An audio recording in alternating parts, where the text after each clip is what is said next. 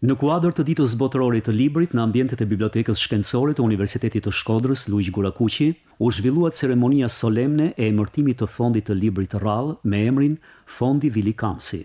Aktiviteti u zhvillua në prani të përfaqësuesve të universitetit, studiuesve, lexuesve edhe të ftuarve të tjerë, të cilët nderuan figurën e intelektualit të shquar Vili Kamsi, njeriu që për gati 3 dekada drejtoi bibliotekën e Institutit të Lartë Pedagogjik në Shkodër, duke e transformuar atë nga një koleksion modest prej 10.000 vëllimesh në një fond prej mbi 120.000 titujsh.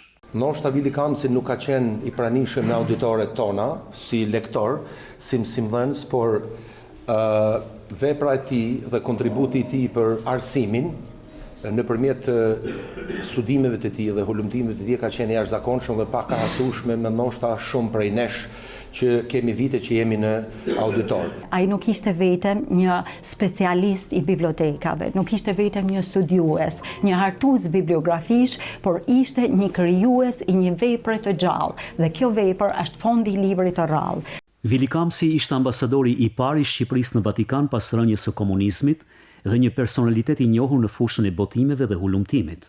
Në vitin 2005, ai u nderua me titullin Kalorës i urdhrit të yllit të solidaritetit italian nga presidenti Carlo Azeglio Ciampi.